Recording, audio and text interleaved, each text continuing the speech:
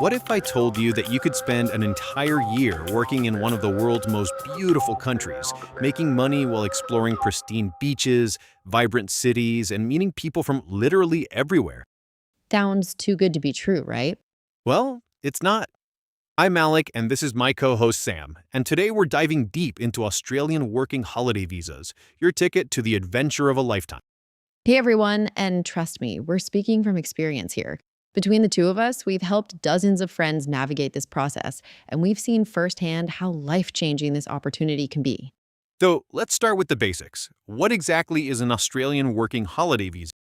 Great question. Essentially, it's a visa program that allows young people, typically aged 18 to 30, from certain countries to live and work in Australia for up to 12 months. Right, and there are actually two main types, the 417 and the 462 visa. The 417 is available for people from countries like the UK, Canada, Germany, and several others. Exactly. And the 462 is for countries like the US, Singapore, and a bunch of others. The key difference is that the 462 has some additional requirements, like educational qualifications or English proficiency tests. But here's what makes this visa so special. It's not just a tourist visa where you're burning through your savings. Exactly. You can actually work and support yourself while you're exploring. You can work full time, part time, casual, whatever fits your travel plans. My friend Jake used his working holiday to fund an epic road trip around the entire continent. He'd work for a few months in Sydney, then hit the road for a few weeks, then work in Melbourne for a bit. That's amazing. That flexibility is honestly one of the biggest selling points. Now, there are some restrictions to keep in mind. You can't work for the same employer for more than 6 months, which actually forces you to diversify your experience and meet more people. Right. And you can't study for more than 4 months. Though, honestly, most people aren't looking to do serious study on their working holiday anyway. So, let's talk about the benefits, because there are so many. First and most obvious, you get to live in Australia. We're talking about a country with some of the most incredible natural beauty in the world. The beaches alone are worth it. But beyond that, Australia has this incredibly diverse landscape. You've got the outback, tropical rainforests, cosmopolitan cities like Sydney and Melbourne. And the culture is just so welcoming to travelers. Australians, in my experience, are incredibly friendly and open to meeting people from other countries. Totally. Plus, from a practical standpoint, Australian wages are generally pretty good. The minimum wage is around 25 Australian dollars per hour, which is significantly higher than what you'd make in most other countries. Right, and that's in Australian dollars, which at current exchange rates is still pretty decent in most currencies. Exactly. So you can actually save money while you're having the experience of a lifetime. My cousin Sarah managed to save enough during her working holiday to fund another 3 month backpacking trip through Southeast Asia afterwards. That's incredible! And let's not forget about the career benefits. You're gaining international work experience, which looks amazing on a resume. Yes, employers love to see that you've taken initiative, lived independently in a foreign country, and adapted to different work cultures. Plus, you're building a global network. The friends you make, the professional connections, these can literally change the trajectory of your career and your life. And there's also the personal growth aspect. Living alone in a foreign country, figuring out everything from banking to healthcare to finding accommodation, it really builds confidence and independence. Absolutely. You come back a completely different person, more confident, more adaptable, with a broader perspective on the world. Okay, so now let's get into the practical stuff. How do you actually apply for one of these visas? Great question. First step is to check if you're eligible. You need to be between 18 and 30 years old, or 35 if you're from Canada or Ireland. Right, and you need to be from an eligible country, which includes most of Europe, North America, and several Asian countries. The full list is on the Australian government website. You also need to have sufficient funds, typically around 5,000 Australian dollars, to show you can support yourself initially. And you need to have a return ticket or enough funds for one. They want to make sure you're planning to leave at the end of your visa period. The application itself is done entirely online through the Australian government's IMI account system. It's actually pretty straightforward. Yeah, it's much easier than you'd expect. You'll need your passport details, evidence of your funds, health insurance, and potentially health examinations depending on your country of origin and how long you've been away from home. The processing time is usually pretty quick, often within a few days to a few weeks. And here's a pro tip: apply during Australia's winter months if you can, because that's when fewer people are applying. Good tip. The visa fee is currently around 635 Australian dollars, which might seem like a lot, but when you consider you're getting a full year to live and work in Australia, it's actually pretty reasonable.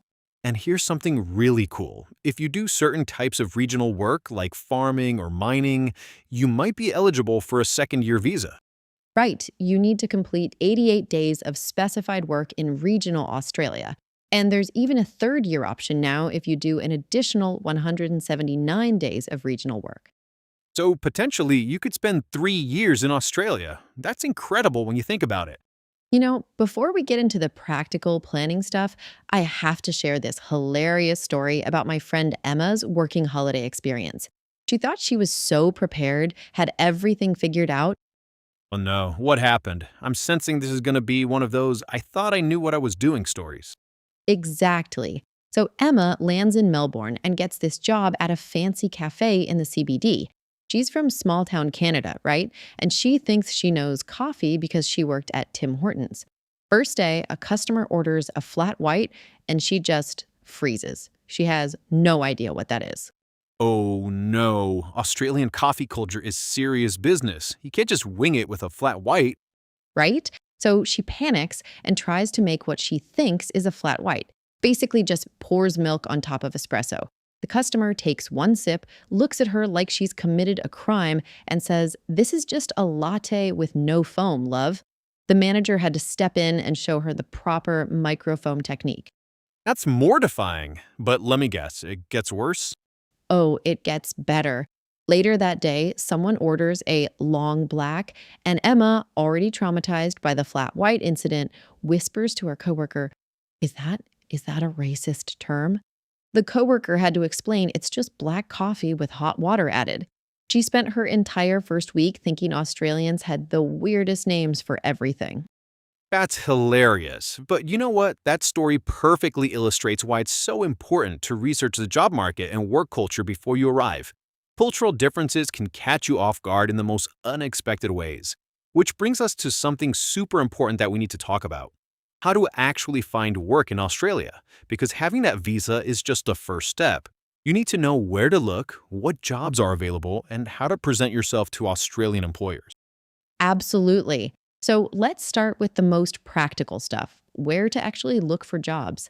The biggest job search website in Australia is Seek. This should be your go to platform. Right, and then you've got Indeed Australia, which is huge. Career One is another good option. For more casual and part-time work, check out Gumtree. It's like Craigslist, but actually reliable. You'll find heaps of hospitality, retail, and manual labor jobs on there. And don't forget about the apps. Download the Seek app, the Indeed app, and here's a lesser known gem: the Travello app. It's designed for backpackers and has a job board specifically for working holidaymakers. You can connect with other travelers and find opportunities that way. Now, let's talk about what types of jobs you're most likely to find as a working holidaymaker. Hospitality is huge. Cafes, restaurants, bars, hotels. They're always looking for people, especially in tourist areas, and they're used to hiring international workers. Retail is another big one. Clothing stores, department stores, electronics shops. They love hiring backpackers because you tend to be flexible with hours and availability. Farm work and fruit picking are classic working holiday jobs, especially if you want to qualify for that second year visa. Construction and manual labor, if you're up for it, often pay really well. Tourism jobs like tour guides or activity instructors are perfect if you're outgoing. And here's something cool: many backpackers find work through other backpackers. The working holiday community is tight knit, and word of mouth is powerful. Absolutely. And here's a pro tip: don't hide the fact that you're on a working holiday visa. Be upfront about it, but frame it positively. Instead of saying, "I'm just here for a year," say something like, "I'm here to gain valuable international work experience while exploring Australian culture." Great point. And when it comes to interviews, Australian work culture is generally pretty relaxed and egalitarian. They value directness and honesty. Don't be overly formal. It's okay to be friendly and personable. They want to see if you'll fit in with the team. Right. And here's something important: Always emphasize your flexibility and availability. That's one of your biggest selling points as a backpacker. You can work weekends, evenings, holidays when locals might not want to. Make that clear in your interviews. Now, let's talk networking because this is absolutely crucial. Australians are incredibly social, and networking doesn't have to be formal. Join backpacker groups, stay in hostels where you'll meet other travelers, and don't be shy about telling people you're job hunting. Absolutely. And here's a strategy that works. Go to places you'd want to work and introduce yourself. Walk into cafes during quiet periods, chat with the staff, leave your CV, even if they're not hiring. Sometimes managers will remember you when a position opens up. And let's talk seasonal work because timing can make a huge difference. Summer in Australia, December through February, is peak tourism season. That's when you'll find the most hospitality and tourism jobs, especially in places like Queensland and New South Wales. Fruit picking seasons vary by region and fruit type. For example, apple picking in Tasmania is March to May. Grape harvesting in South Australia is February to April. And strawberry picking in Queensland can be almost all year round. The National Harvest Guide website has all this information. Here's something really important. Make sure you get a tax file number or TFN as soon as you arrive. You can apply online before you even get to Australia. Without it, you'll pay much higher tax rates. Also, understand your work rights. You're entitled to fair wages, safe working conditions, and proper breaks. And remember, don't get discouraged if you don't find something immediately. Most backpackers say it takes about 2 weeks to find their first job. If you have listened to the previous podcast, you will know it took me a lot longer to get consistent work.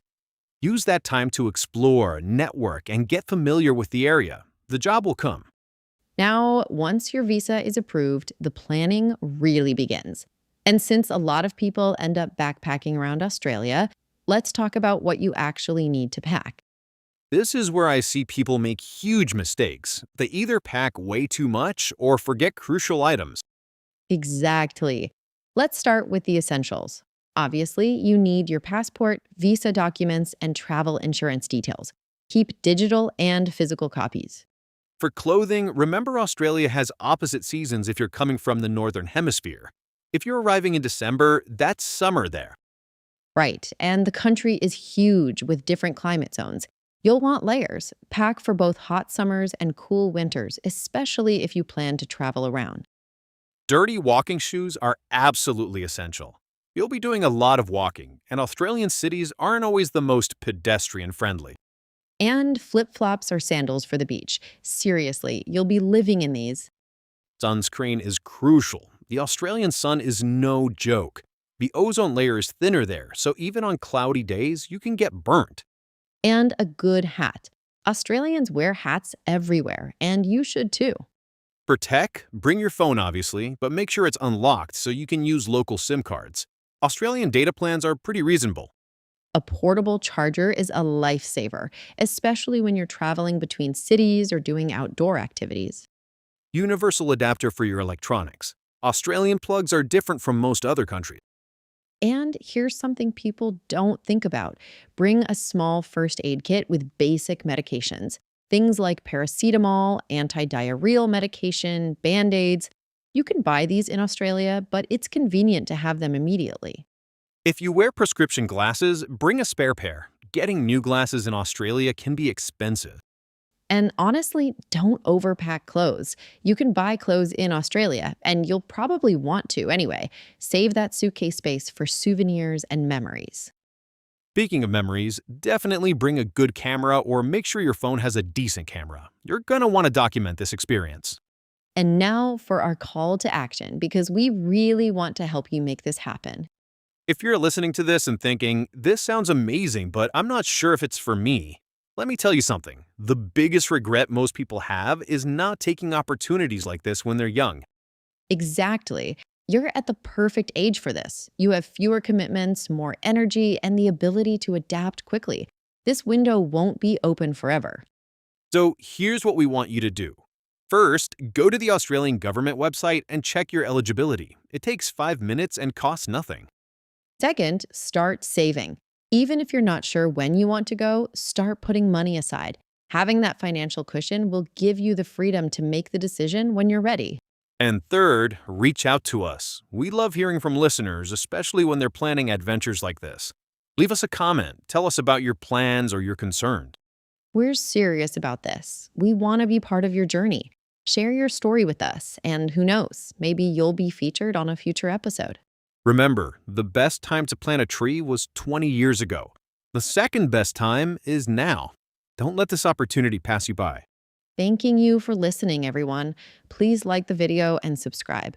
Until next time, keep dreaming big and taking action to make those dreams happen.